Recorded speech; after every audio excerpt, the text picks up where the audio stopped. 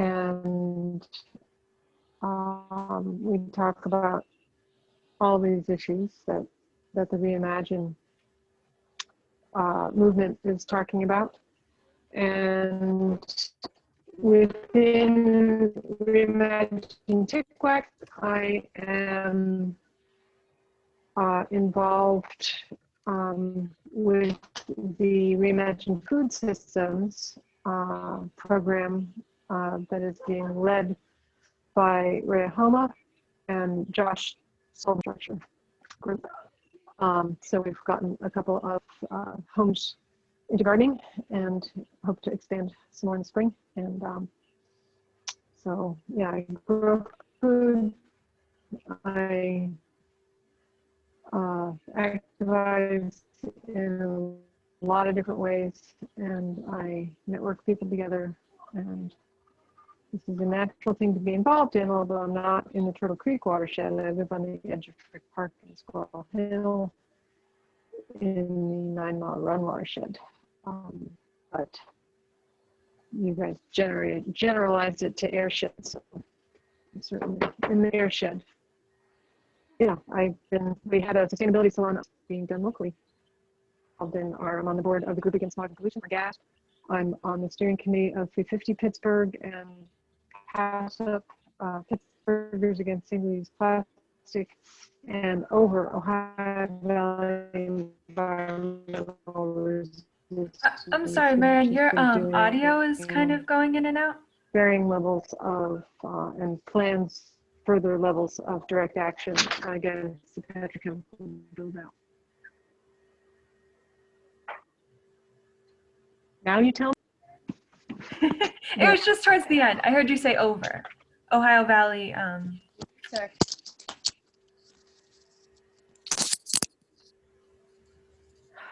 Okay, this will certainly work better. Is this better? Oh yeah, much. Thank you. Okay, I'm sorry. That was with some Bluetooth headphones because I was out and about on an errand while the meeting started. Should I repeat the whole thing? No, it's okay. We could hear enough of it. Most of the people here know me anyway, so that was just for the few who don't. Okay. Okay, cool. Thank you. And who did not go yet? I see Moto E5 Play. I'm not sure if that's your name, but if you want to introduce yourself.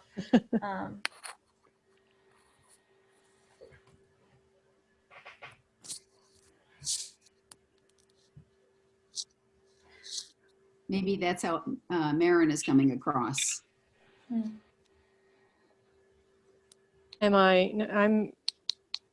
Well, if I talk, my square will be highlighted. I assume I look like Marin. I am on a phone, but it has nothing to do with motos or E5s. Yeah. No, we don't know who I thought a separate person. They've been messaging me. But okay, if we can't, what about Sarah Conningham? She's one of the presenters. Okay. Awesome. Yeah. And then Sue Seppi, and that's the last person. Hi, I'm Sue Seppi, and I am with Group Against Smog and Pollution on staff.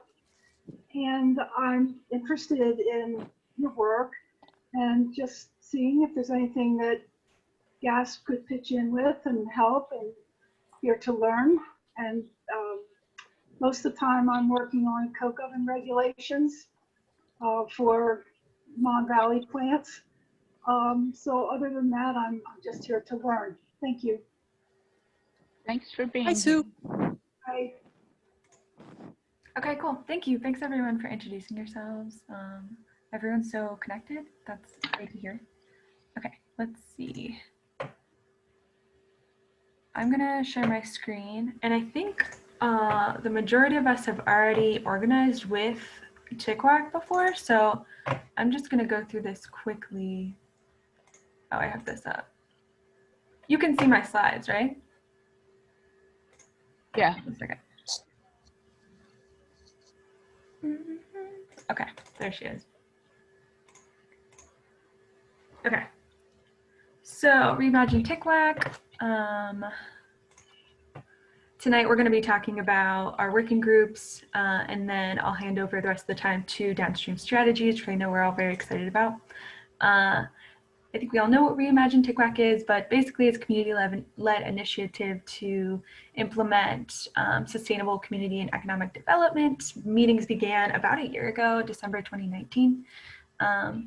And since then, 5 distinct working groups have been established to identify 5 problems that community members have come up with. And then this is just a map of the Turtle Creek watershed and airshed. It touches 32 municipalities and over 123,000 individuals. So. This is actually the watershed. The airshed would be larger. Yes, yeah. Thank you for pointing that out. Okay, cool. But that's like a rough map of the geographic region. Yes, it's a nice map. Thank you. That was actually the association, the Waterside Association. I took that from them. But anyway, our working groups are human health and wellness, landscaping, land management, buildings, renewables and infrastructure, food systems, and single-use plastic reduction. So there should be a little bit of time for all of our working groups to kind of present on what they've been doing in this past year, I guess, updates, and then what they ask or need from the wider group. So human health and wellness. So before we start this, how much time does Downstream Strategies need? Because I don't want to cut into their time. It's almost If I had to estimate, I'd say probably about an hour and a half. an hour and a half. So Why we don't you should, start with that and then do the And then go updates into the working after? groups. yeah, That works. Let's do it. I think that would be better. yeah. Thanks for I stepping can't stay in. past 8 for one thing. Okay. Go ahead.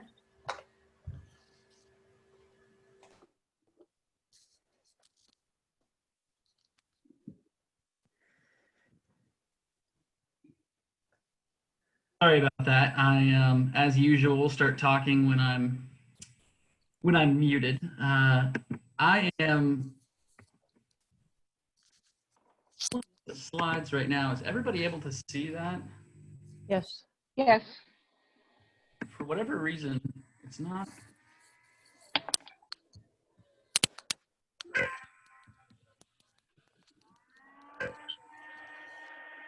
One moment. Having a little bit of a technical.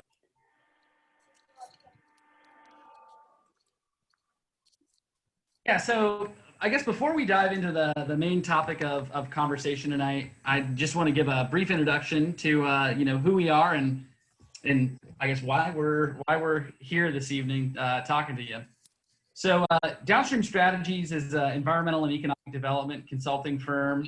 We're actually based just south of Pittsburgh, over the border in West Virginia. Both Sarah and I live here in Morgantown. But Downstream has a multidisciplinary staff of scientists, planners, community organizers, finance specialists, and others that work on a wide range of sustainable development projects. We say that our work broadly strengthens economies, sustains healthy environments, and builds resilient communities. So it looks like we're having some issues with pictures showing up. So I apologize that you can't see my face here. But Sarah and I are both co-authors of a report that we'll be discussing tonight. And we have backgrounds in economic development and planning. Like I said, we're both located down here in Morgantown. Which is just 2 counties south of Westmoreland. Yep. So before we dive into the presentation, I think it's really important to provide some context to how the resource that we're going to discuss tonight came about. And in order to do that, we are going to have to take a little bit of a trip, both back in time and a little bit farther south down to the coalfield region of far southwest Virginia. So again, we're having a hard time with pictures showing up here, but there should be a picture of a report that we produced back in 2016. Back in 2016, Downstream was hired by Appalachian Voices to identify up to 20 sustainable development projects that could take place on former mine sites in the coalfield region of far southwest Virginia. So if you're familiar with the state of Virginia, basically you go as far west as you can. It's almost on the same parallel as Columbus is actually. Wise, Virginia is kind of central to that region. So at first we thought identifying and specking out 20 sustainable development projects in this small geographic area was a really tall order. But what we found out was that there was no shortage of great ideas in that 7-county area that we were working on. So we ended up identifying some projects and produced a report called Healing Our Land, Growing Our Future, that provided details about different sustainable development projects. And this report was really the impetus of a lot of conversations held in the communities that we had worked in.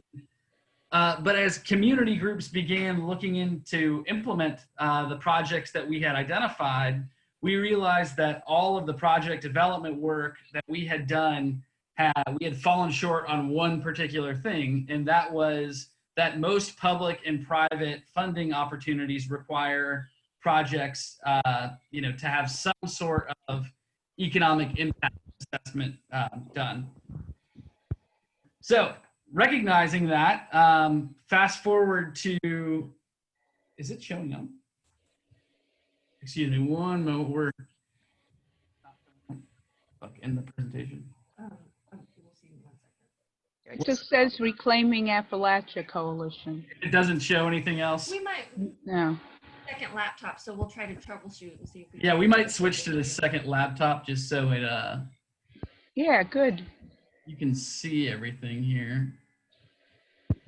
You should So be. mine's working, so you want to try to.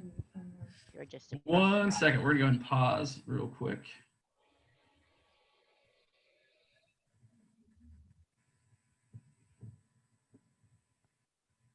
Can you make?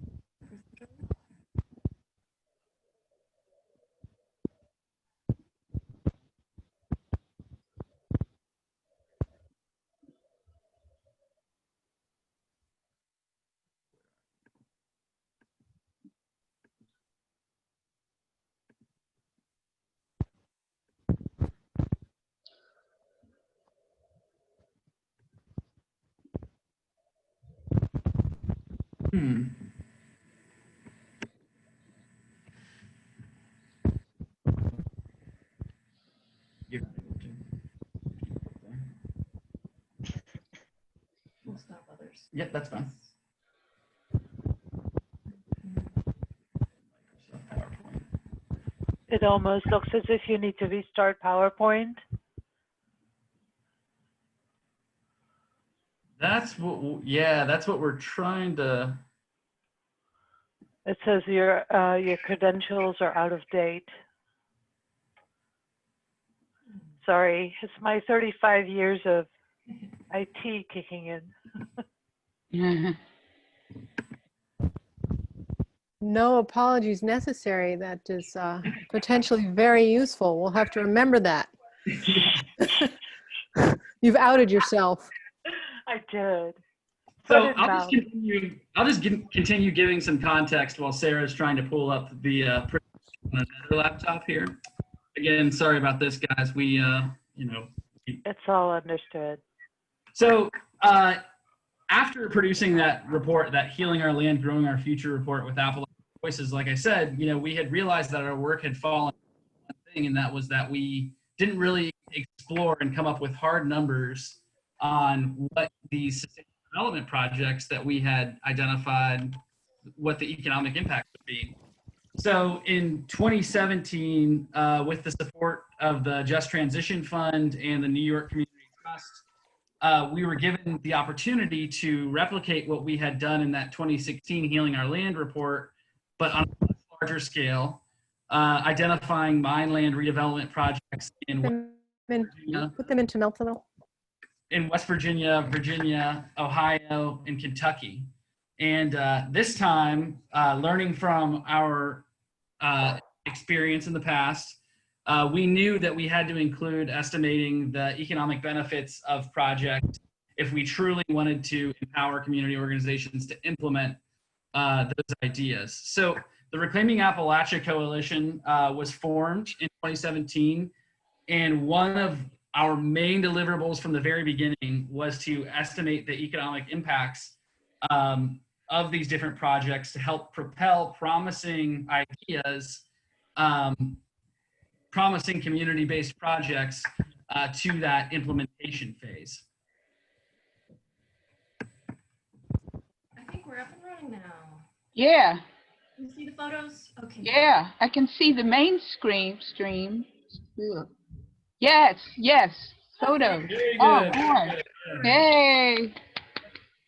Where would you like me to pick up? Let's see here. 14? Oh, no, Nope. too far. I can't see. Yep, right there. Okay. That's good. Yeah, so fast forward 3 years. The Reclaiming Appalachia Coalition is now in our 3rd year, and we've actually been successful in attracting $30 million in private funds to sustainable development projects in Kentucky, Virginia, West Virginia, and Ohio.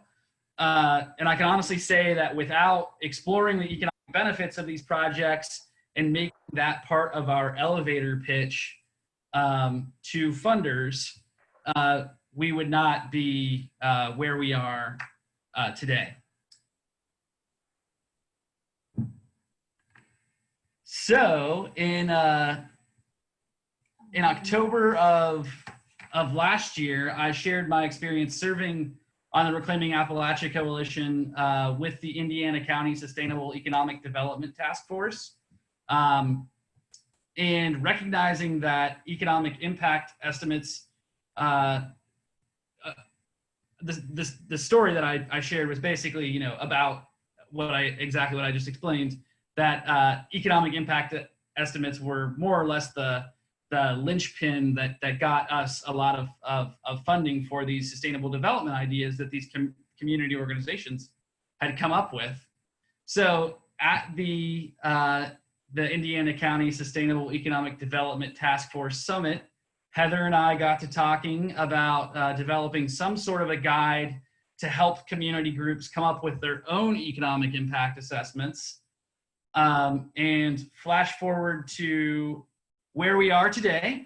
We are very pleased to announce the release of a powerful resource, a very powerful resource we feel, Advancing Budding Projects, a guide and toolkit for estimating the economic benefits of sustainable development ideas in southwestern Pennsylvania. So the report is really split into 2 distinct sections. And I should preface all of this by saying, if you haven't seen the report, it is available at downstreamstrategies.com/projects. We're going to be roughly, you know, going through some of the information covered in that resource tonight, but there is a whole lot more information that we are not going to have time to get to all in this meeting. So I highly suggest, you know, digging in on that. And if you go to downstreamstrategies.com/projects, you'll be able to find a link to the resource that we will be referencing throughout the evening. But really, the resource is split up into 2 standard estimations and research around the economic impacts of solar development, green building methods, green chemistry industry, trails and other outdoor recreation, and land restoration. The resource finishes up by kind of glossing over some workforce development tips, discussing some funding opportunities that that we've been able to take advantage of on similar projects that we've worked on, but knowing some of the projects that you all are working on that we think are relevant. And then, you know, finally it concludes with some final thoughts and key takeaways. So tonight's agenda, we just went through some introductions.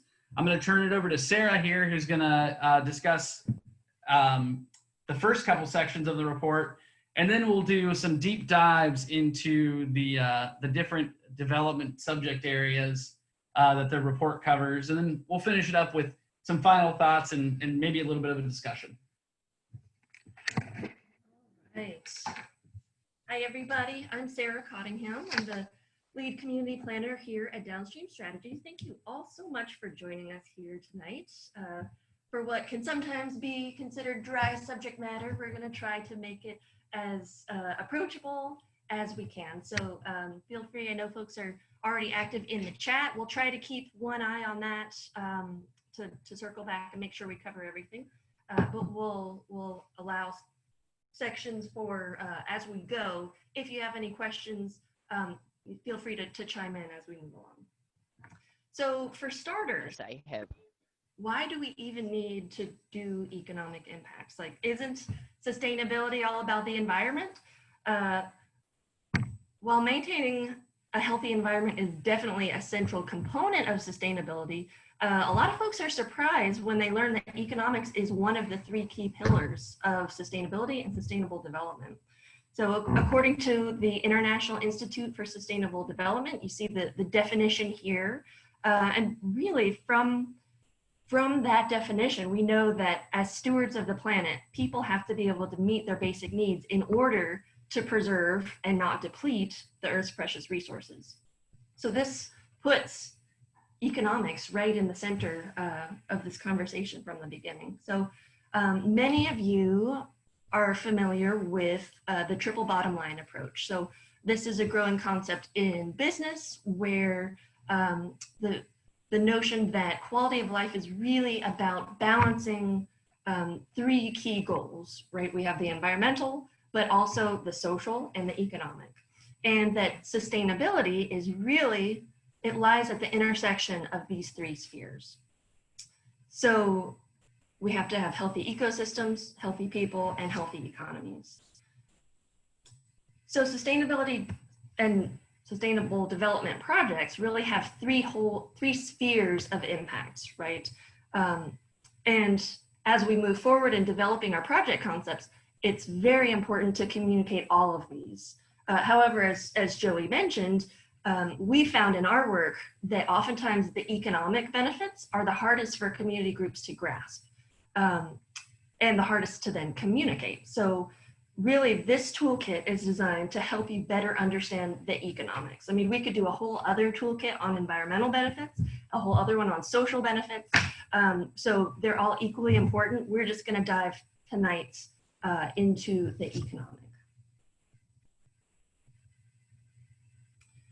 So there's 3 major benefits right off the bat that come from being able to communicate the economic impacts of your work. First of all, changing perceptions. So Southwestern Pennsylvania, you guys know that the connections between environment, economy, and society are especially relevant today. As the industries that historically underpinned economies are declining, a lot of folks still hold to those historic industries and link them as the key to prosperity, even though we know now that they're polluting industries. So really, if we want to be able to change mindsets in our communities and win folks over with sustainable development projects, it really helps to be able to show that sustainable development is linked directly to economic development. Also, so when we're launching a project of any kind from the beginning, it's important to build partnerships, secure support from key stakeholders, and raise funds to implement your project. So economic impacts can be really powerful and often underutilized as tools. First off, because it helps to speak a common language with folks in the community, the business community, the key leaders. We're talking often in dollars and cents, which are, for better or worse, a universal metric that most folks can grasp and understand. And when it comes to securing money for your projects, oftentimes, we see this more often than not, groups that are able to communicate the economic side are more successful in getting funding. So funders, they definitely care about the environmental and social impacts, but ultimately they're looking for projects that will give them return on their investment. So a grant proposal that can effectively communicate the environmental, the social, and the economic oftentimes will outshine its competitors.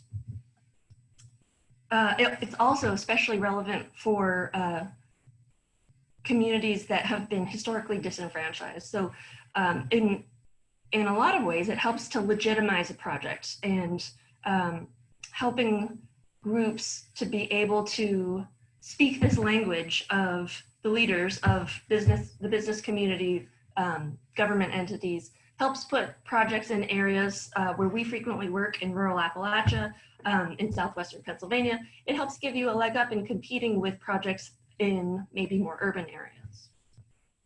And finally, being able to think about the economic impact of your work can help you design better projects.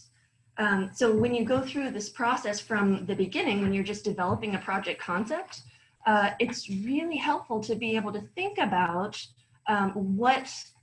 your actions that you're going to undertake, map out how they're going to deliver the kinds of impacts and benefit that you want to see in your community.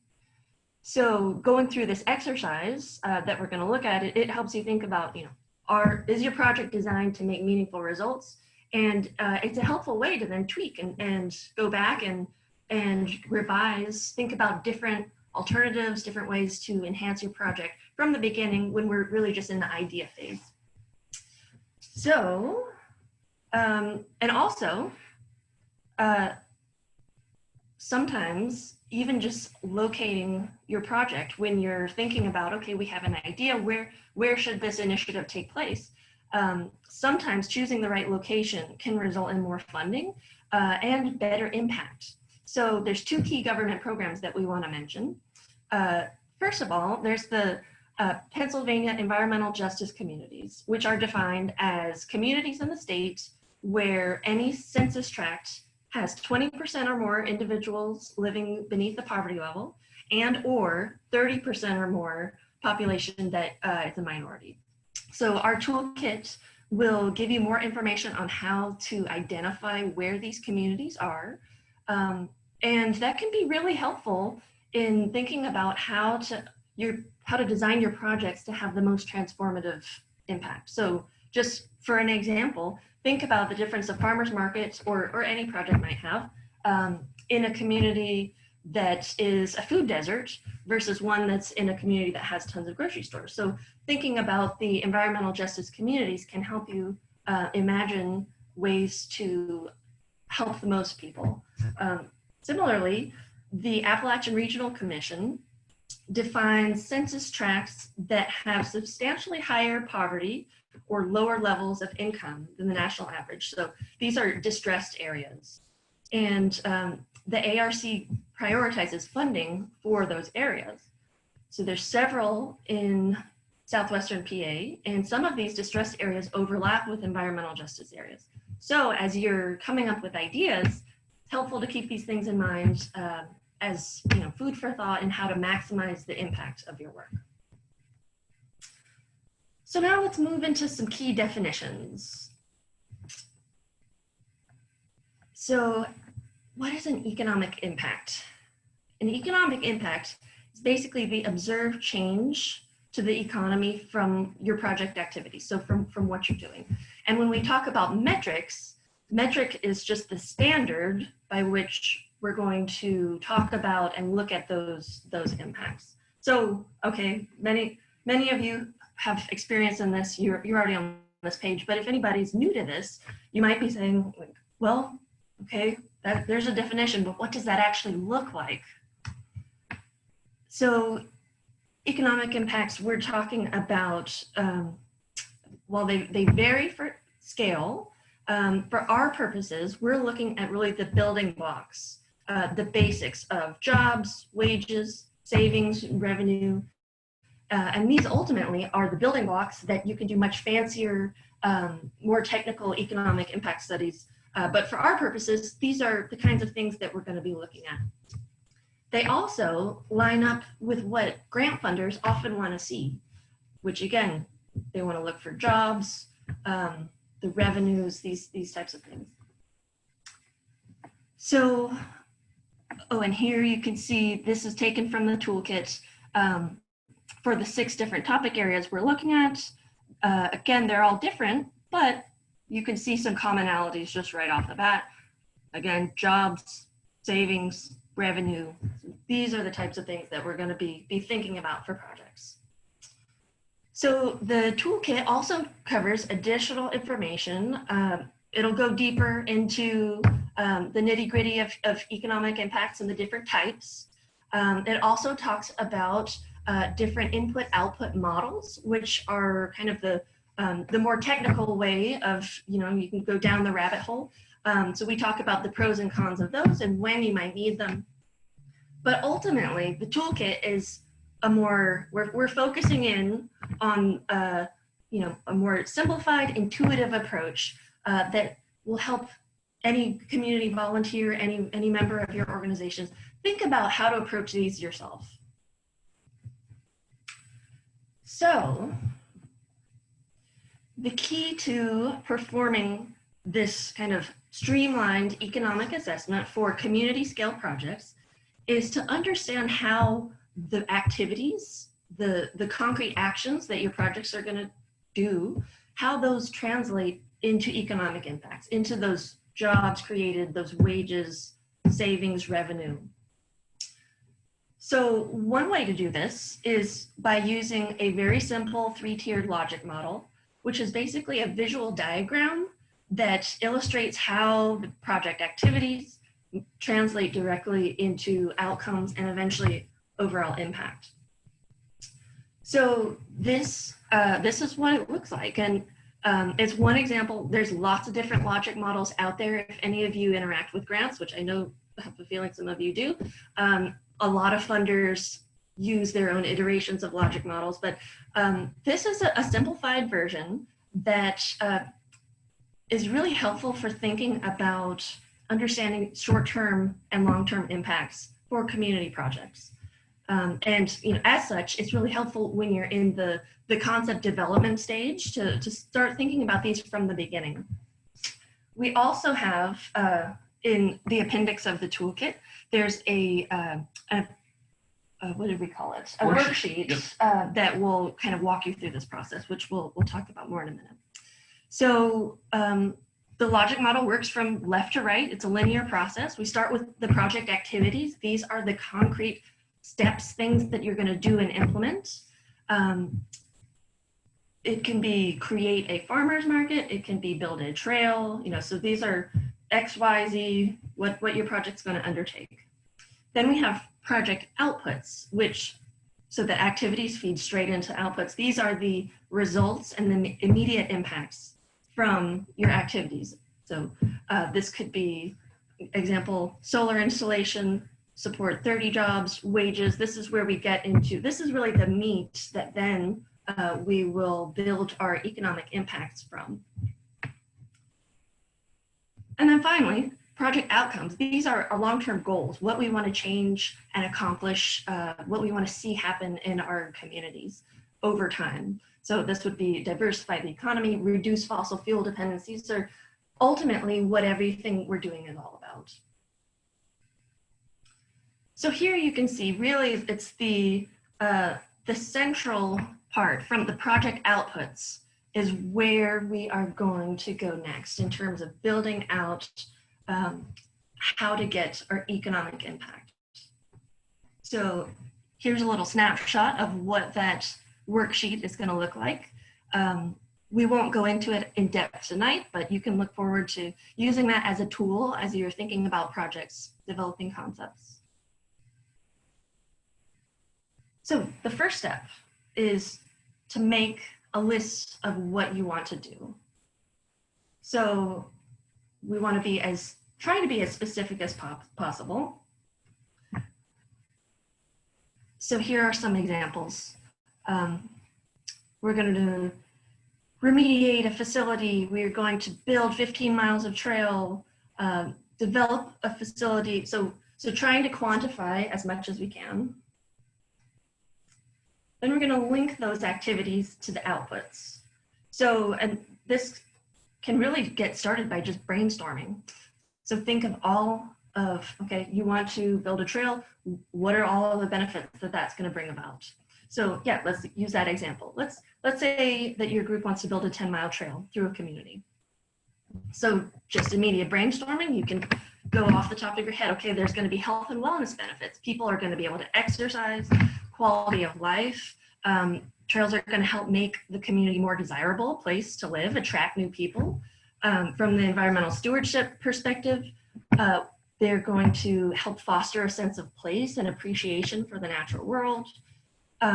More environmental benefits, perhaps reduce our fossil fuel dependence by giving people alternate modes of transportation, and perhaps even attract visitors to come to the community and as trail tourists.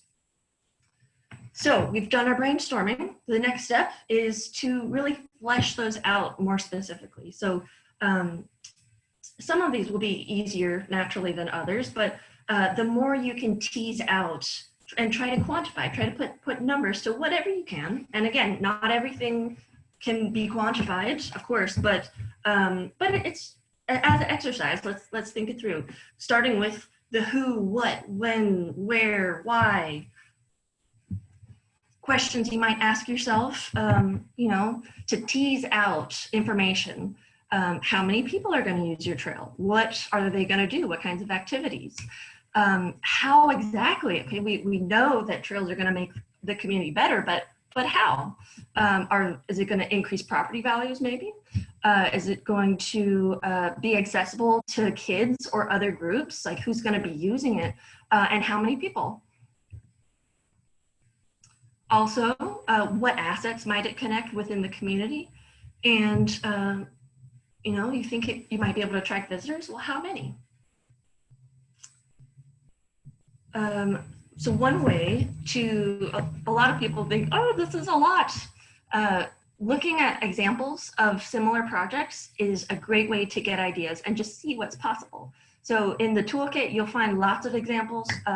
We've looked at your all's project ideas as well as the other Imagine groups, but also we've included a lot of examples from other communities around. We tried to focus on the Mid-Atlantic region just to keep it a little closer to home, but lots of ideas that you can learn from. But ultimately, these are about estimates. So that's another thing that can also be challenging. You're just starting a project, so you don't actually know yet what you're going to do.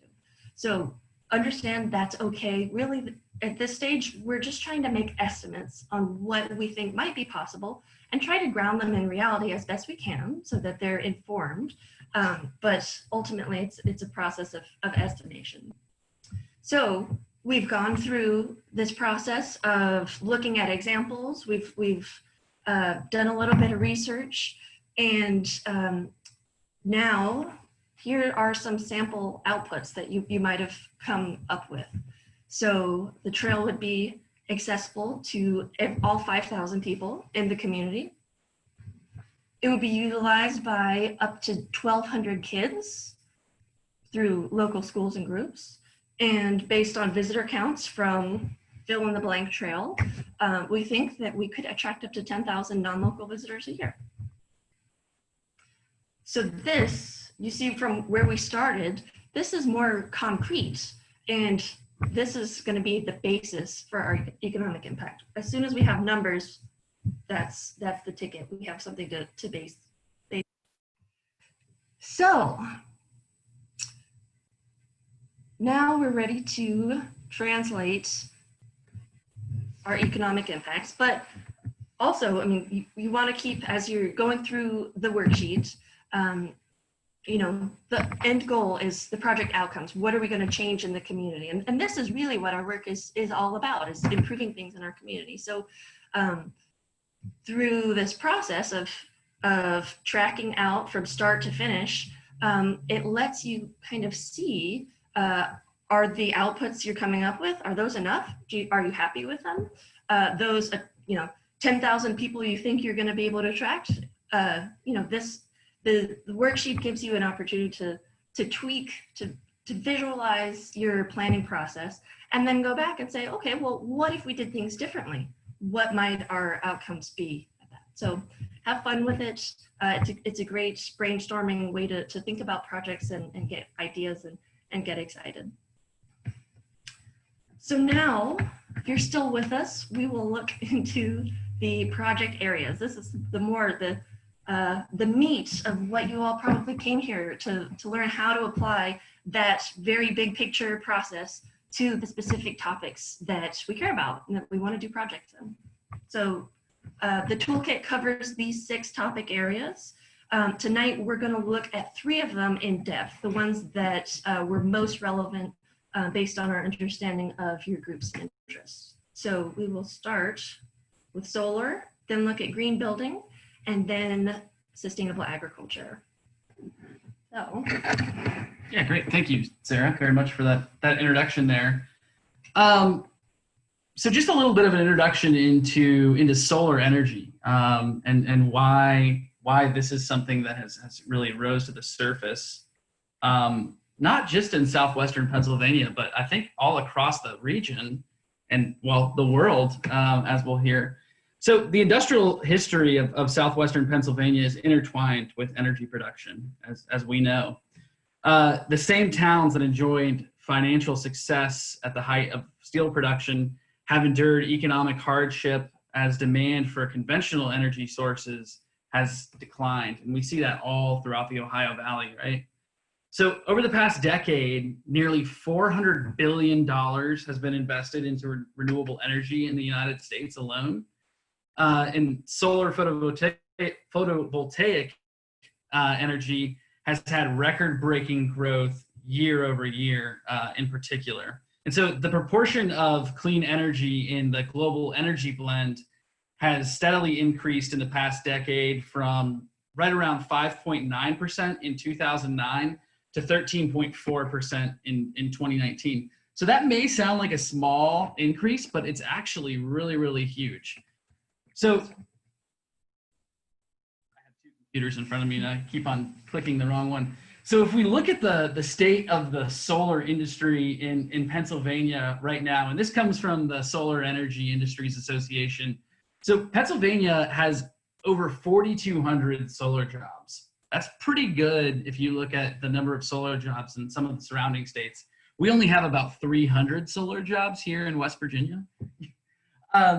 There's 395 solar companies in Pennsylvania, and that's made up of 96 manufacturers, 201 installers or developers, and 98 others, so consultants and other folks that might work part-time in the solar industry.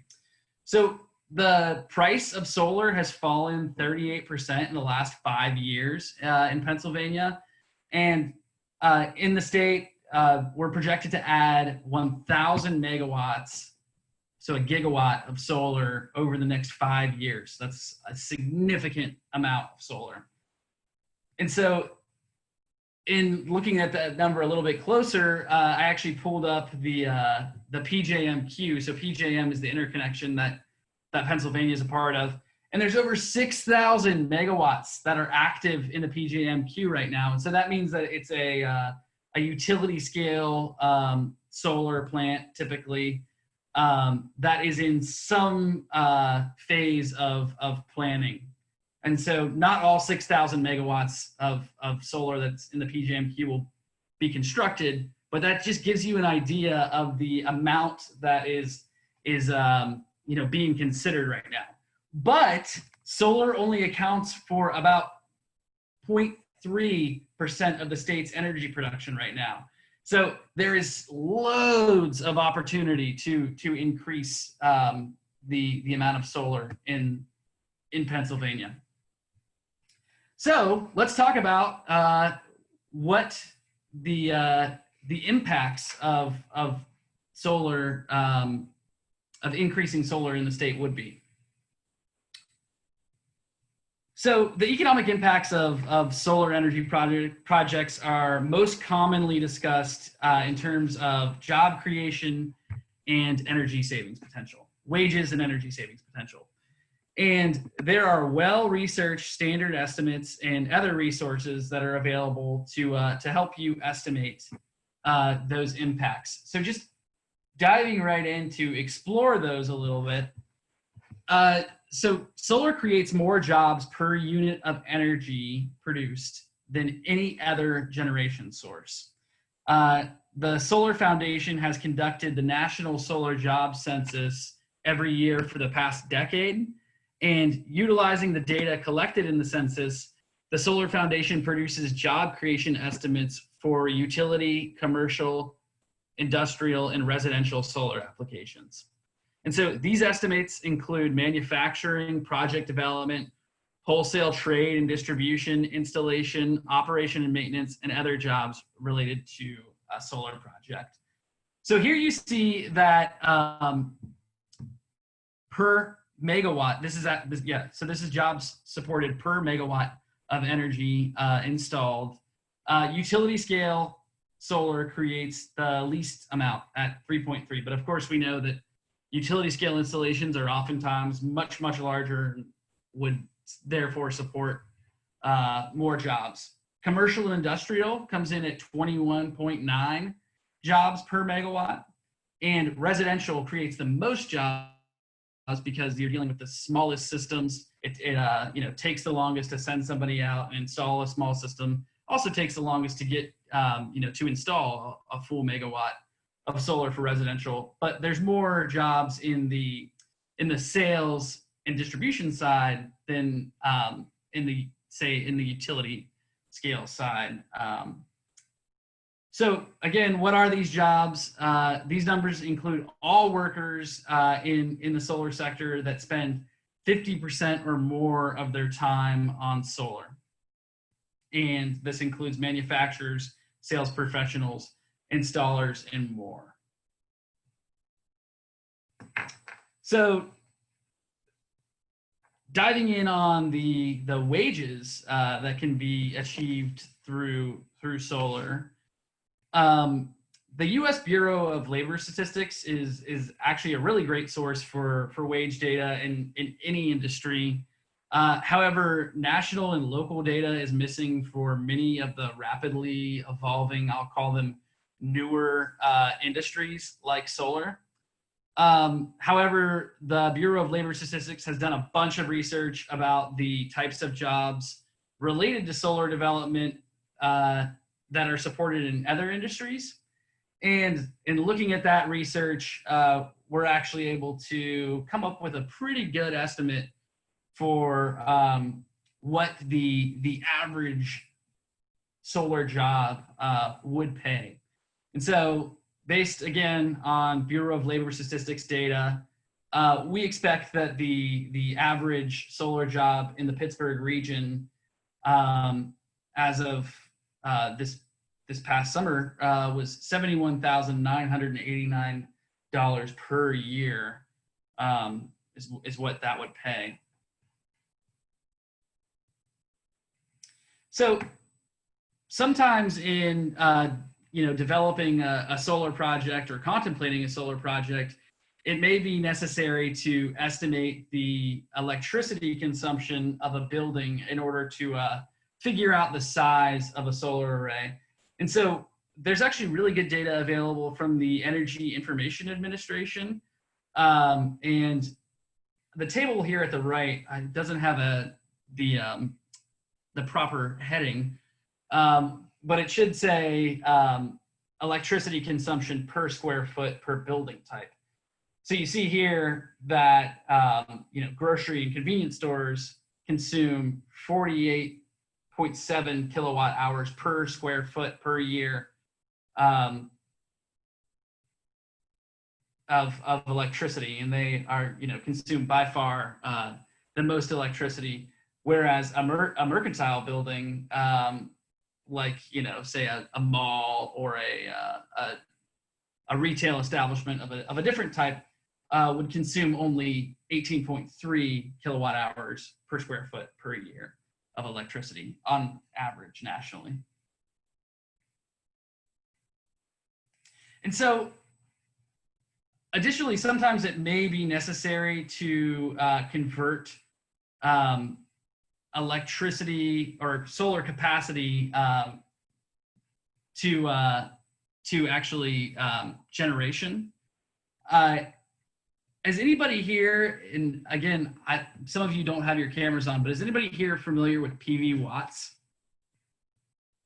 So PV Watts is actually a free tool that allows you to model solar generation at any location across the country.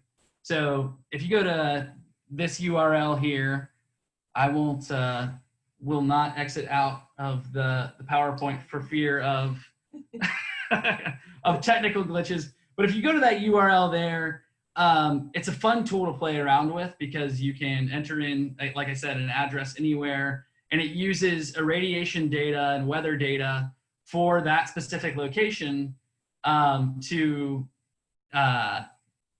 model what solar generation would look like. Oh, good. Looks like Maren shared the link there. So. Cool. Very good. So, and again, and all of this is in detail in the actual toolkit itself, but oftentimes when discussing the energy savings of a particular, expected through a particular solar project, you have to convert that generation, that electricity generation from the solar array into those potential energy savings. We suggest using the rate that is on the bill for the building that you are looking at because there's a lot of different rates and it varies based on the tariff that you're on. However, if you do not have that available, we've researched the average retail rate for the state of Pennsylvania, and this is what it comes in at. Based on my talks with some folks in the Pittsburgh region, seems like the state average rate is probably a little bit higher than what is the average in the Pittsburgh region. But nonetheless, this is a defensible, estimate to use. So let's walk through an example calculation here for a commercial solar project, just to show you how we use those numbers. So here's the prompt. An economic development project in your county will install 750 kilowatts of solar on commercial businesses. This solar array or solar arrays will generate approximately 920,000 kilowatt hours of electricity per year.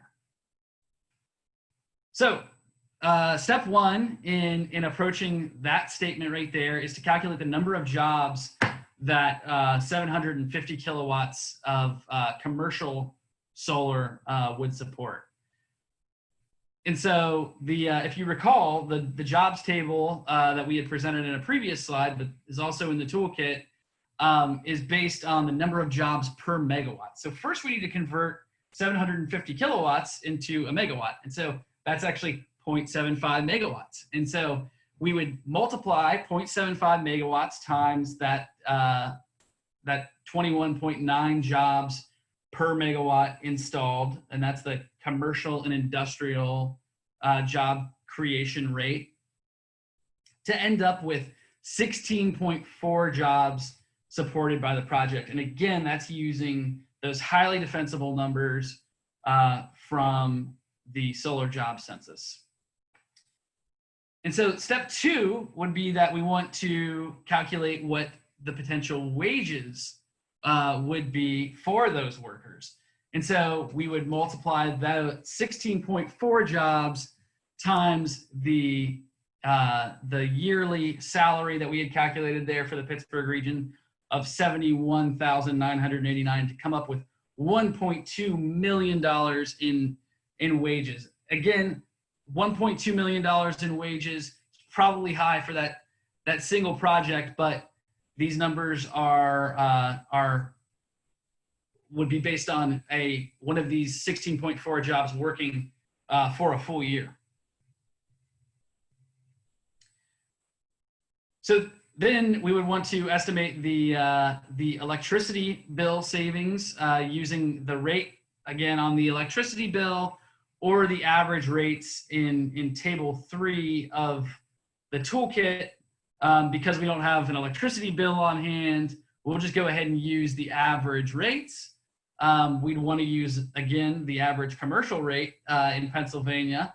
And so multiplying that 920,000 kilowatt hours times that average commercial rate of 8.84 cents per kilowatt hour, we end up with just over 81,000 in potential energy savings per year. So that's pretty significant.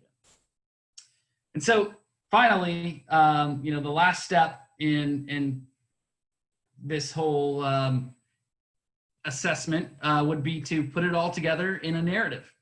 And so the narrative that again, we go through a couple of different scenarios in the toolkit that provides example narratives like this, that if you were undertaking a similar project, you could just simply copy and paste and fill in your information in those. So let's talk a little bit about the situation at the Monroeville Mall. And actually, I was paying attention to the chat earlier, and I saw that the Monroeville Mall declared bankruptcy on Sunday. So that's a potential challenge and opportunity for the project.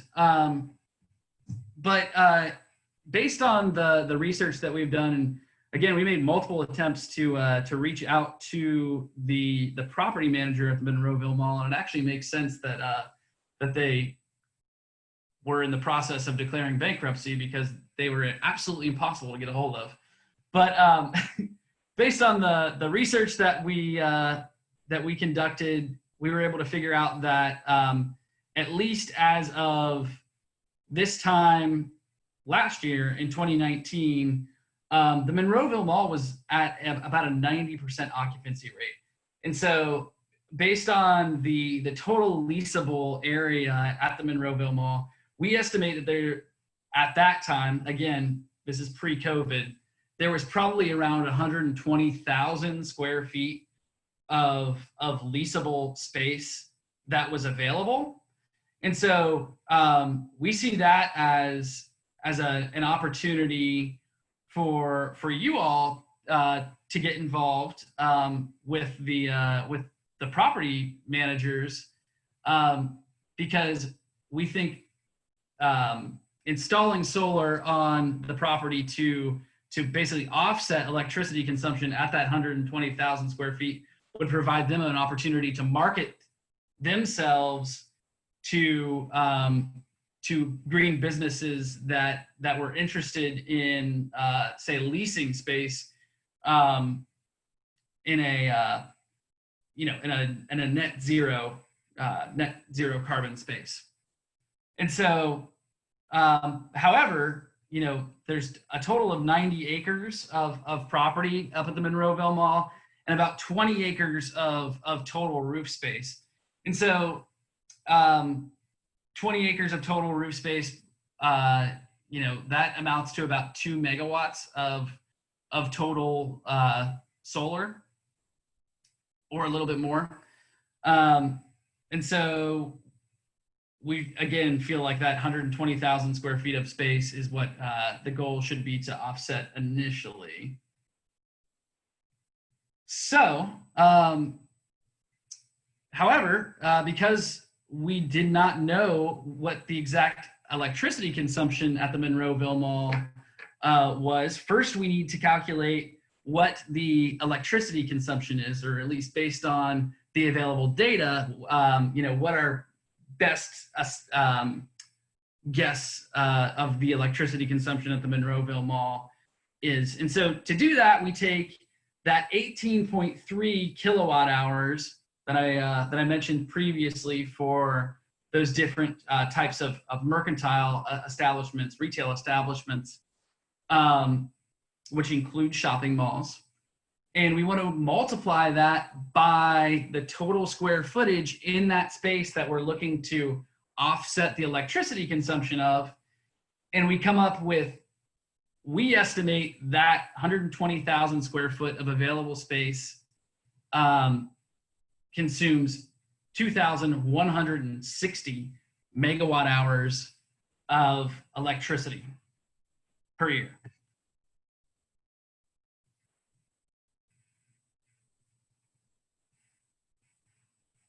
I'm sorry, 2,196 megawatt hours per year.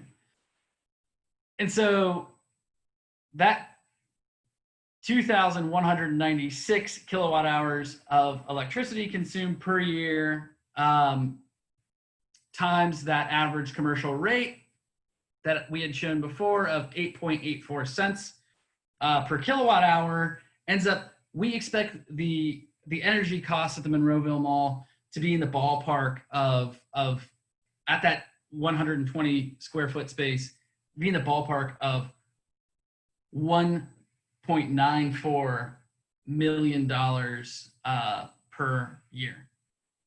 And so remember, again, if we have an electricity bill, we want to use that rate. But based on that average rate, nearly $2 million of electricity consumption per year, that's a lot. So again, using that free PV Watts tool that we had referenced in the previous slide, we figure out that amount of electricity consumption amounts to about 1.8 megawatts of solar. So that 1.8 megawatts of solar, if you remember, I said that the roof at the Monroeville Mall is roughly 20 acres. There's some obstructions, but so again, potentially you could fit 1.8 megawatts of solar up on top of the roof at the Monroeville Mall to offset the electricity consumption at that 120,000 square foot space.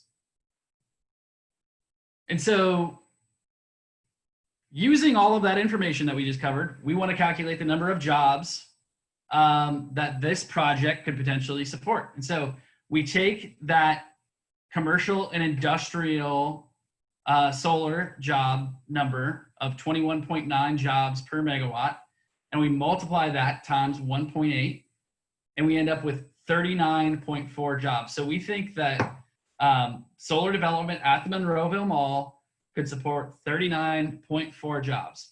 And again, sustaining those jobs would require an equal investment to happen year over year. But at least initially that gives you, reason for 39.4 jobs. So, and again, calculating the wages of workers supported by that project, we take that 39.4 jobs, we times it by that average annual salary that we came up with, and we come to $2.8 million on wages. So putting it all together in a narrative, reimagine Turtle Creek watershed and airshed communities plus envisions transforming the 1.2 million square foot Monroeville Mall into a one-stop shop for community sustainability initiatives. At least initially, this transformation would be focused on the estimated 120,000 square feet of vacant space at the mall. When in use, this space consumes an estimated 2,196 megawatt hours of electricity each year, which costs approximately $194,000. Reimagine TCWAC seeks to integrate solar across the property to displace carbon-intensive electricity purchases and attract socially and environmentally conscious businesses. It is estimated that 1.8 megawatts of solar would displace all electricity purchases in this 120,000 square foot space, and this project would support just under 39.4 jobs with wages of approximately 2.8 million across different sectors of the economy. You want to stop for questions? After, right? Okay. Yeah. So, like we had mentioned before, there's a lot of really relevant case studies and example projects from the region throughout the toolkit, but one that I wanted to bring up in the presentation because I really, think that you should look into this group is the Solar Work Group of Southwest Virginia. So the Solar Work Group of Southwest Virginia is a group of nonprofit community action groups, private individuals, businesses, and actually government agencies working to promote a solar development at private businesses and residences in that coalfield region of far southwest Virginia that I had talked about before.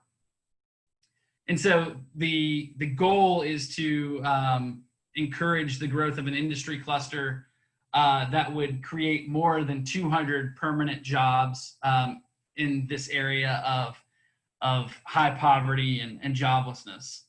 And so they've had several recent successes in working with private businesses and are exploring some really innovative ways to facilitate solar development, again, at private entities.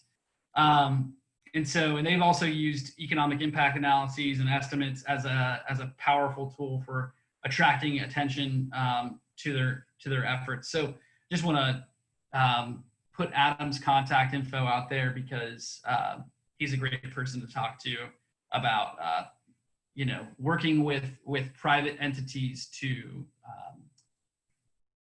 develop solar on their properties.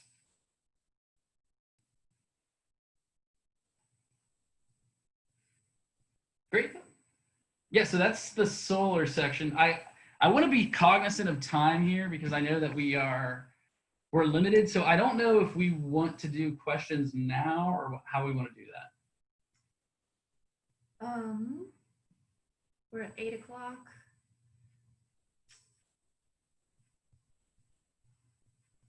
Excuse me? Oh, go ahead. Yes, this is Heather. So how about we do the green building of the Ecomall example and the farmers market example under the agriculture? Those are the three things that are coming out of the Ecomall project so that we can see that together. Great. Yeah, we can do that. We can do that. And like we said, this presentation roughly follows the toolkit. All of the information that we would cover here is included in the toolkit. And so if we skip over some slides tonight, again, take your time and read through that toolkit. We're happy to answer any questions after the presentation also. And we will share the slides. There was a question on that. Good. Yeah, so just skipping ahead here.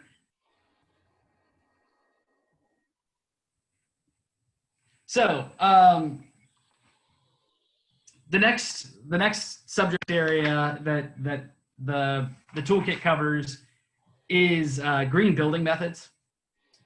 And we actually, there's a significant bit of information out there, well-cited reports available about the economic benefits of green building methods and the economic benefits of energy savings through green building methods.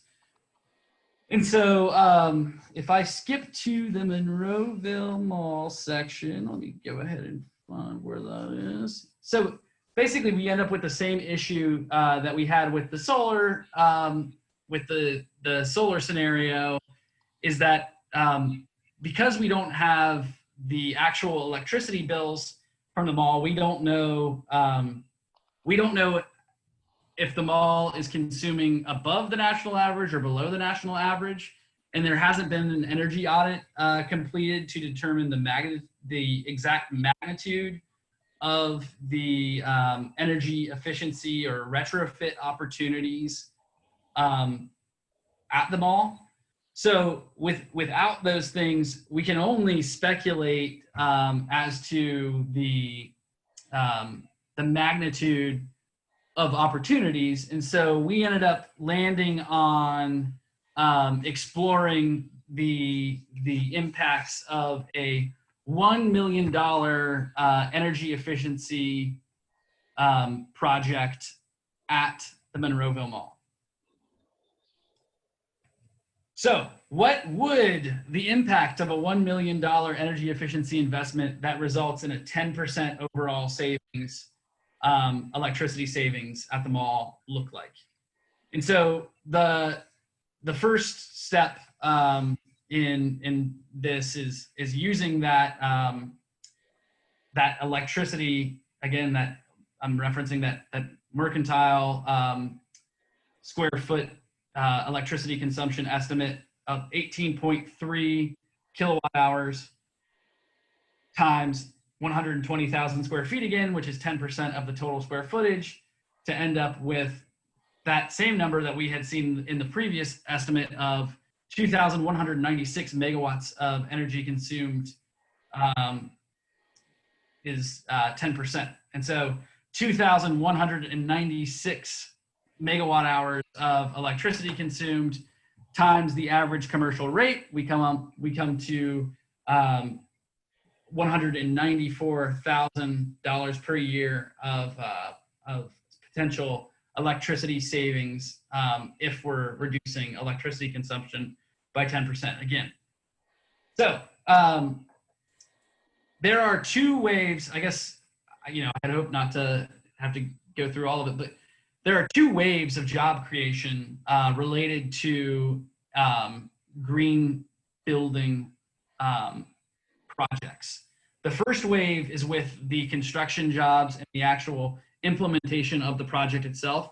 And the second wave is related to a re-spending of the money that you would have spent paying, the big utilities, spending it on something else, preferably in the local economy. And so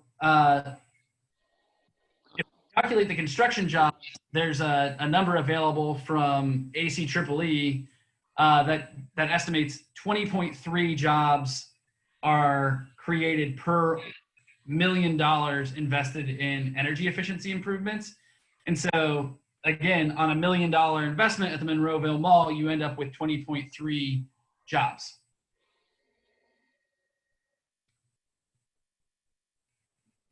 And so the next step is to calculate the total over 20 years of the energy savings.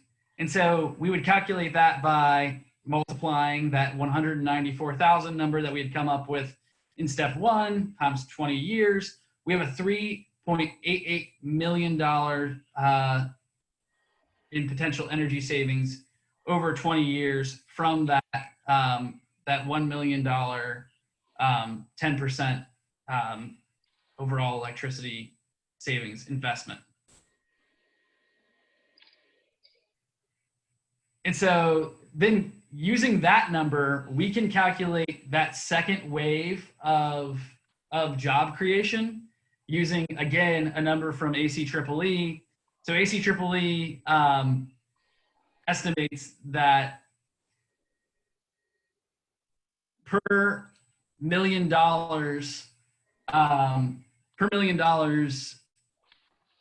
respent in the economy, saved and respent in the local economy, 17.3 jobs are created.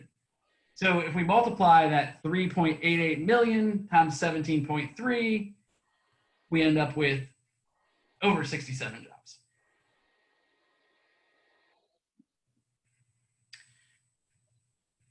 So again, putting it all together in a narrative, reimagined Turtle Creek watershed and airshed communities plus envisions the Monroeville Mall undergoing significant energy efficiency improvements.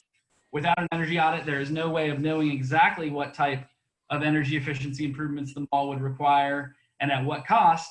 However, it can be assumed that an investment on the magnitude of $1 million would reduce total energy costs by 10%, or an estimated $194,000 per year.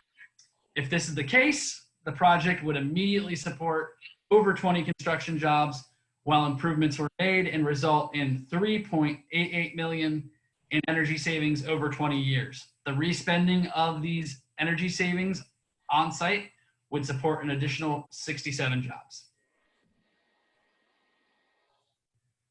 So again, similar to the last case study that I presented from the solar work group, another organization that you should familiarize yourself with if you're not familiar with them is Mountain Association.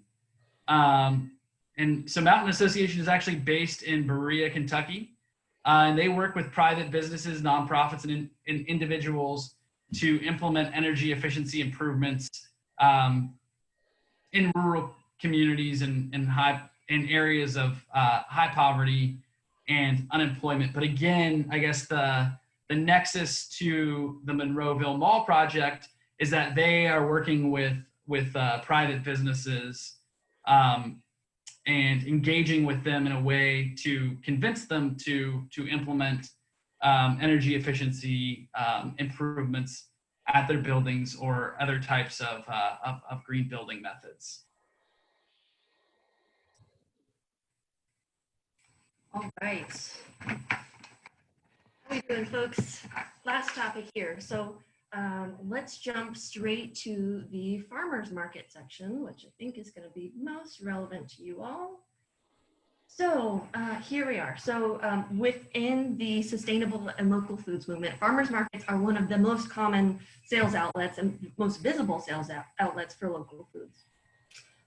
The number of farmers markets has risen astronomically in recent years, which is great.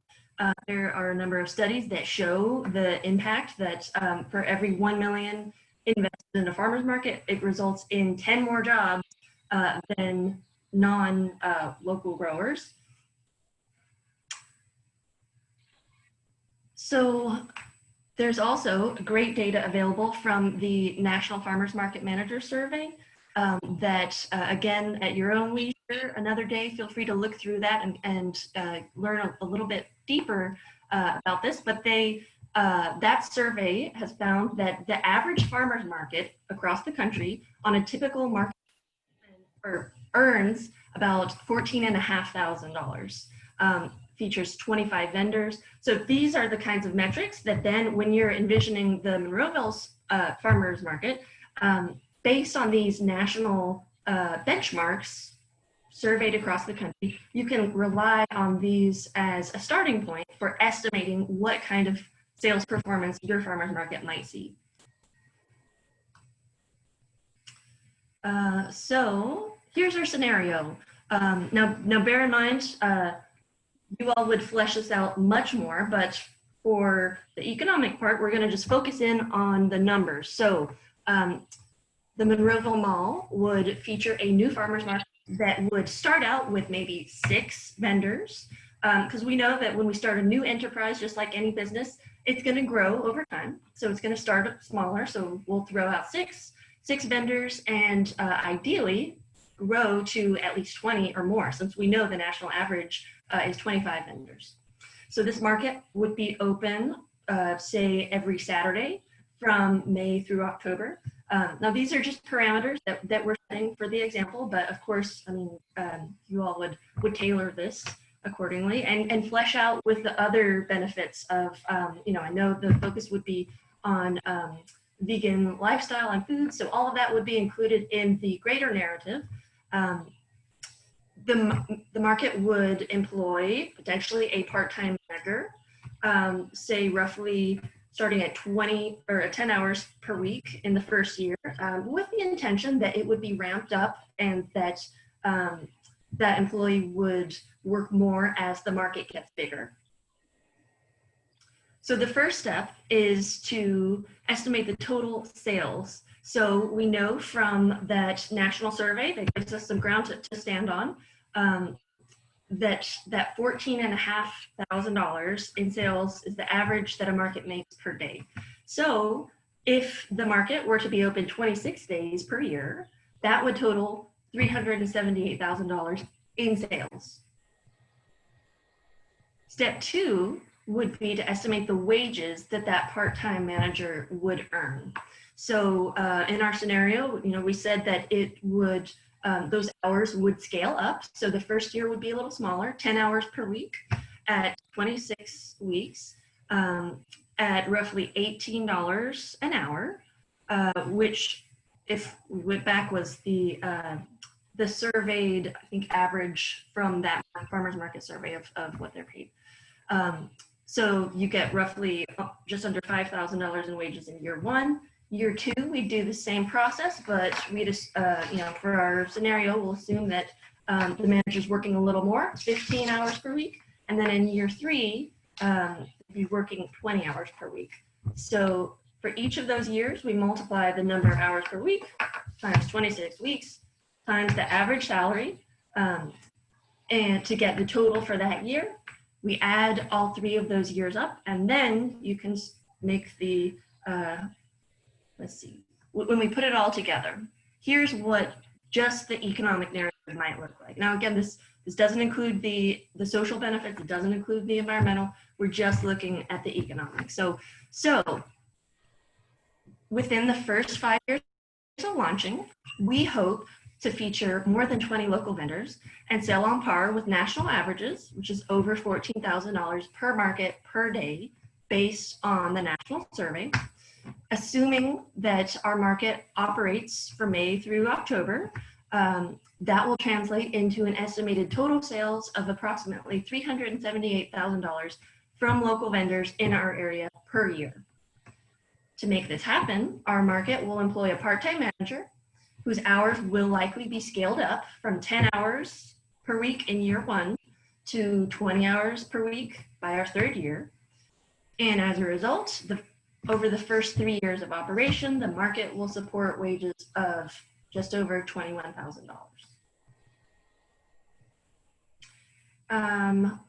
Yeah, so that is the scenario. The toolkit then includes some other types of programs. These are perhaps more relevant to the other Reimagine groups who had slightly different program ideas, but there's great food for thought there. And other examples, but I think for now, Heather, maybe we open up for discussion. So we kind of zoomed through a lot of information. So with that,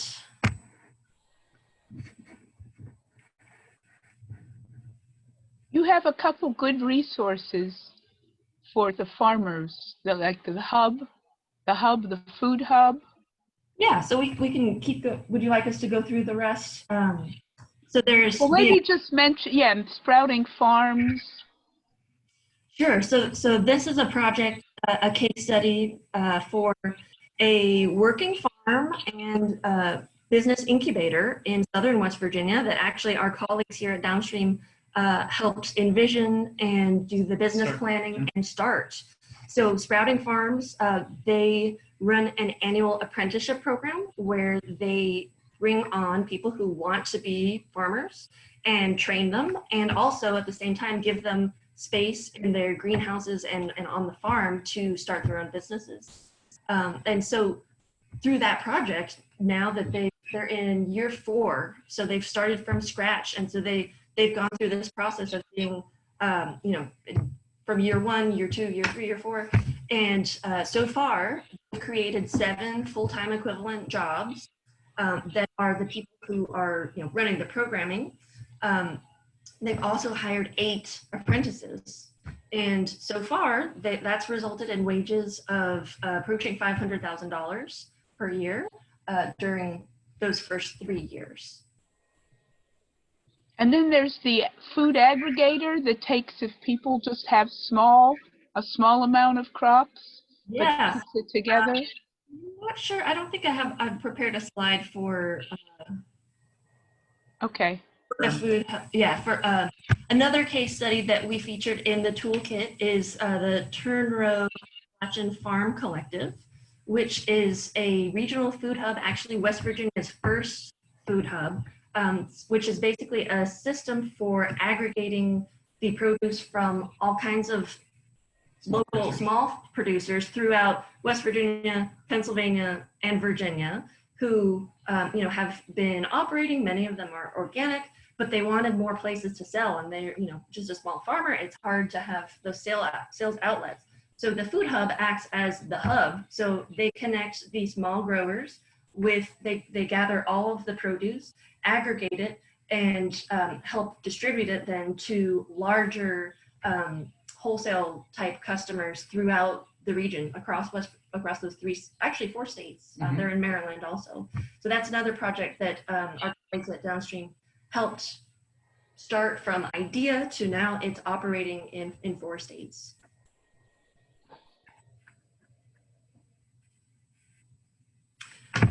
So with that, we know this is a ton of information. There's lots more in there. But again, I think kind of going through some of the discussion here, this is just, our mission as assigned by the League of Women Voters was pretty specific to just look at the economic sphere and show you ways that you might present this information in a fairly traditional way to stakeholders so that they hear the kind of lingo that they will understand. But that said, in any time when you're presenting your projects, you would always want to feature the environmental benefits and the social benefits too. They're all three are critical parts of sustainability. They all go together, and we don't want this toolkit to be confusing because of our focusing just on the economic piece. It's always the three that go together. Any parting thoughts, Joey? Yeah, no, I mean, I think in going through this process, and I know that Heather and I had talked about it when we were kind of envisioning what this might look like. In going through this process, though, it's given us, as people that do this, 5 days a week, an opportunity to map out the process that we've gone through with so many different communities into a resource. And I can see doing that same exercise with the social and environmental benefits, because they are equally, as important. They're all, part of that triple bottom line.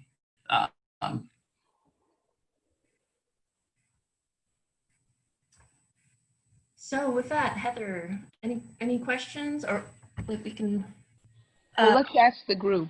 Oh, someone wants to know, who did we reach out to at Monroeville Mall? The property manager. CB something?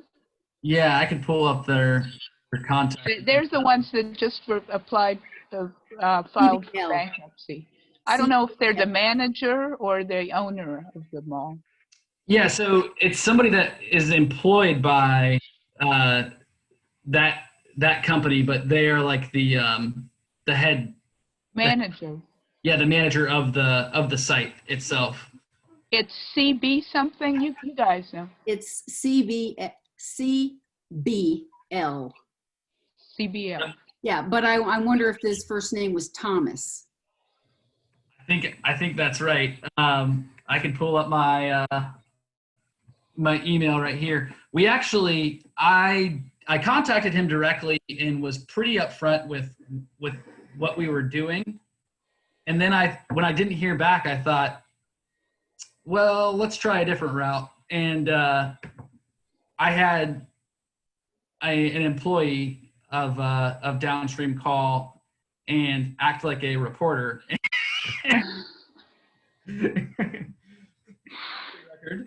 And we still didn't get a call back. But it kind of makes sense if they're going through some. Yeah. They just filed yesterday or today. It was just on the news tonight. I didn't know that. Before that, it was several weeks back. So that might be an opportunity, Have you worked with any of these organizations to help them take these, like help guide the process of bringing the projects to fruition? Yeah, so typically when we're engaged in a project, say a similar project, we get hired to do feasibility studies all the time, and part of those feasibility studies is oftentimes mapping out that pathway, to implementation. And so we've done it on quite a few mine land redevelopment projects in particular, but a couple of other like brownfield type projects here in West Virginia also. And on the agriculture side, there's been a lot, as we just mentioned, downstream. And trail development, outdoor recreation.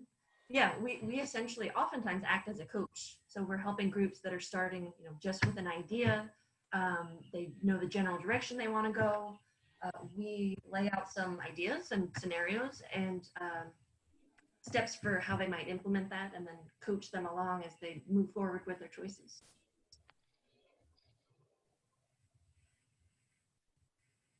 So in the toolkit, in one of the final chapters, I think it's either chapter 10 or chapter 11, we talk about specific funding streams. And so 3 of the funding streams that we cover, and I bring these up now because I think it's relevant to the last question. 3 of the funding streams that we cover are funding streams that we've had a lot of success with for different types of sustainable development projects. The first one is the Power initiative through the Appalachian Regional Commission. And POWER is an acronym for Partnerships for it. No one ever calls it. Yeah, it's always called the POWER program. But in any case, POWER is basically a workforce and economic development program that was initially available in both the Economic Development Administration and the Appalachian Regional Commission. It was started under the Obama administration, and the whole idea is to pump money for workforce capacity building into areas of economic decline. Partnerships for Opportunity and Workforce and Economic Revitalization, POWER initiative. Yeah, but so the POWER initiative is extremely relevant because a lot of the case studies that we mentioned through here, they all, through the toolkit, they all receive funding from the POWER program at some point in time. Sprouting Farms, for example, which is the case study that we just covered, that was started initially as a POWER project. The Solar Work Group of Southwest Virginia was started initially as a POWER project. It's a funding stream that is pretty flexible, and we've seen a lot of very innovative things funded by the Appalachian Regional Commission year after year by the POWER program. I think Sprouting Farms has received POWER funds for for the last several rounds. Another one that is very relevant that I should have mentioned earlier is the AML pilot program. So the AML pilot program is economic development. It's basically for economic development projects that are on or adjacent to pre-law mining sites. And so for the last, I think it's either 3 years or 4 years in Pennsylvania. Pennsylvania's gotten $25 million a year for that. And so the reason why that's very relevant is that that experience that I had shared at the very beginning of our presentation about the Reclaiming Appalachia Coalition. The Reclaiming Appalachia Coalition has been very successful in bringing in bringing in AML pilot grants. About 20 million out of that $30 million in project funding that we had discussed is from the AML pilot program. Those are very, very flexible. It's a very flexible funding stream. It looks a little different in every state. So the Reclaiming Appalachia Coalition is actually, we just took a baby step into Pennsylvania. We're working with the Eastern Pennsylvania Coalition on Abandoned Mine Reclamation on conceptualizing a solar on mine lands project that we are hoping to get part of it funded through the AML pilot program. But that's one that I highly suggest looking into. And then the other one is this is one that's evolving, is the EDA's expansion of the CARES Act. So the CARES Act included significant funding contributions to the Economic Development Administration. And one of the program goals there is to fund projects that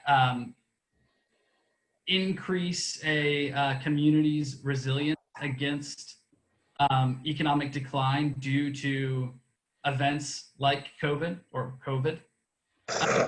And as we started digging into that a little bit more, we realized that that some energy efficiency projects could be funded through that particular funding stream.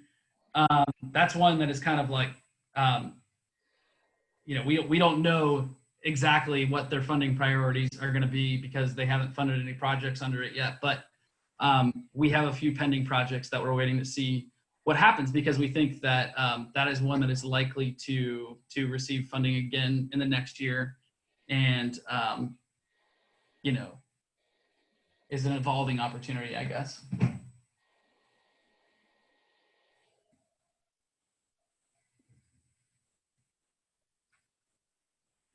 So I have a question, and I just want to put it in the room with my mouth instead of just chatting about it the whole time.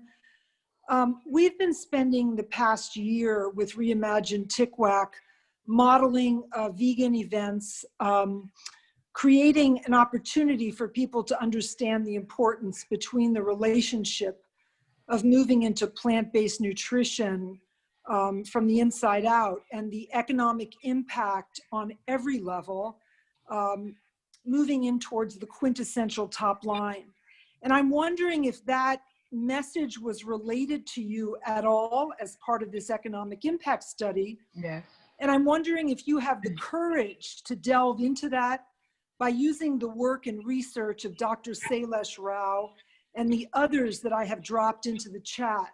I feel that everything that we're doing here can be a moot point if we start to understand that the economic reality of eating cows and not your pets, eating chickens and fishes and drinking their fluids and eating their eggs is a huge dissonance and disconnect, and the elephant in the room. And so I'm really seriously concerned at this point, because as we have brought this forward, there have been at least 3 different vegan groups within the local area. We've also brought in national groups.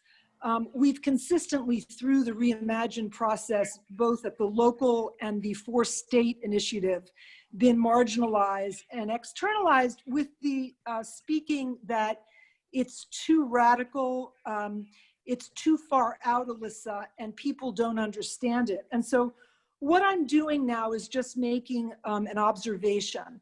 And the observation is that we are not able to overcome the fear of the essence of the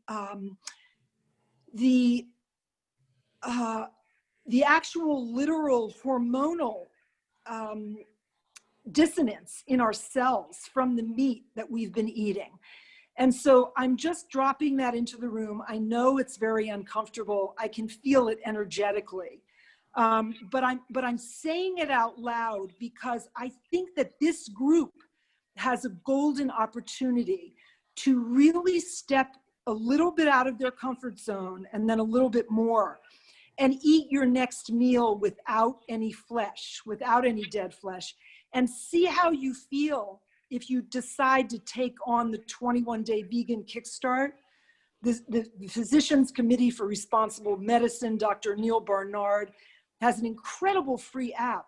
And what I'm asking is for people to dive into their own sensibilities and stop externalizing, calculating, and creating distraction from really what is at hand right now, because we have an opportunity, and there's going to be a lot of dissonance in these next 4, 5, 6 weeks. And if we stay within the meat and subsidized economy, we're going to be going in one direction. But if we take the opportunity to look into ourselves and transcend that, we have the opportunity to create the Eden on earth that we know we belong here for and rise into our highest potential. So I'm going to leave it at that, and I won't chat anymore, and I won't say anything else.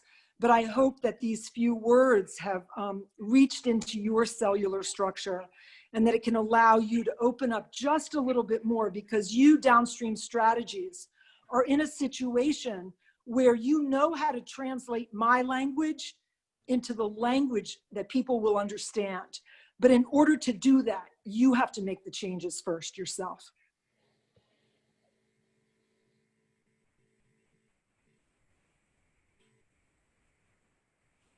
All right, well, thank you for sharing those thoughts. And definitely will keep that in mind. And again, this is just a starting point. We know that your group is going to have a lot of really exciting projects that you're going to continue to develop and refine and take off with. We hope that this just gives you a starting point to think about, and a springboard that you can grow your ideas in your directions. And we hope that it's helpful for you and the other 3 Reimagine groups. Any other questions or thoughts? Heather, anything else you'd like us to touch on? Well, thank you. I love the book. I think it's just chock full. Thank you for sharing all the work that you've done with other organizations and companies, sharing what you've learned from that to create this guide. So it's very rich. Thank you. Thank you very much. Where are you based in West Virginia? So both Sarah and I are in Morgantown, but we have offices in Davis and up in Canaan Valley, and down in Lewisburg also. Have the programs such as Allegheny Front, or is there an equivalent program in West Virginia on the radio? Have they talked to you for? Oh yeah, we're regulars on West Virginia Public Broadcasting. Actually, Sarah was. Didn't they do a special on you last year? Oh, yes. Okay, I must have missed it. I sometimes listen to 90.9, but I must have missed it.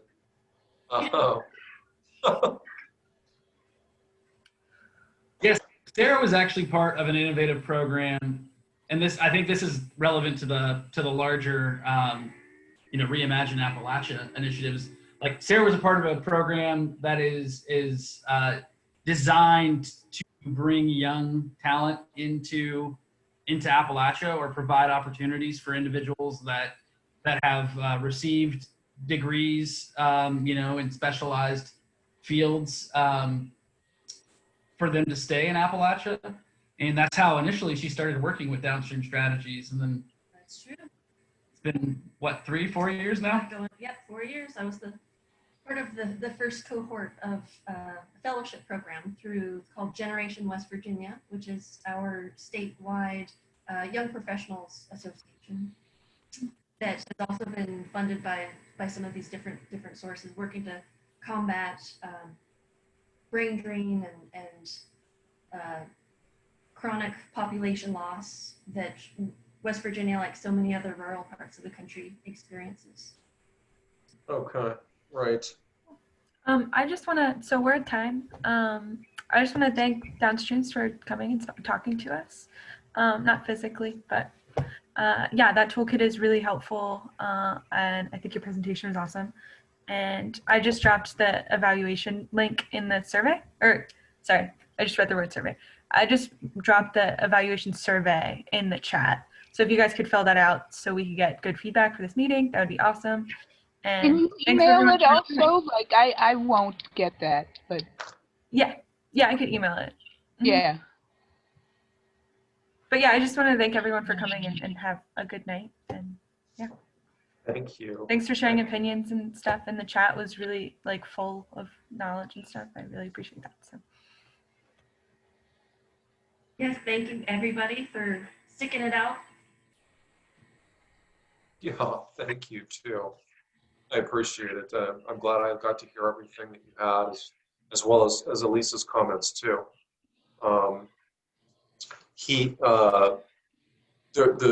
Are you familiar with the Protect PT group here locally? Yeah, you know all about that. Okay. And I wasn't sure if you were doing breakout rooms tonight or not. Not, okay. Well, we had this report, so we focused on that. But, you know, the next time we'll be getting together. And which group have you been hanging out with? The food safety group, usually. Oh, great. Great. Yeah. So, you know, one thing you guys can do is take a look at the agriculture section and, you know, you may want to get in touch with Turnrow or Sprouting Farms, you know, or even we could bring one of them in maybe as a speaker via Zoom sometime. Yeah, that was called Sprouting Farms in West Virginia. What was the other one? Turnrow, it's a food aggregator. Okay. A food hub. I don't know if the Downstream folks are here still or maybe they left. Yeah, I guess they left. So, but it's in the guide. It's like a 65-page guide. Okay, I didn't get that yet. I sent it in the chat. It's like a PDF. Oh, you mean Send it as an email, Annie? the toolkit? Yeah, I'm gonna send an email tomorrow of the video of this meeting, the toolkit, and then the slides. Slides? Yeah, great. Yeah. Great, excellent. And the survey. Yeah, and the survey. Cool. Well, thank you. Thanks everyone for coming. I'm gonna go, but yeah, have a good night. Okay. Okay. Bye-bye. Good night, everybody. Bye-bye. Thank you for Good being night. here. Thanks, Heather. Yeah, thanks, Okay. Annie. Okay. Everyone, have a good Take care. Bye. Yeah.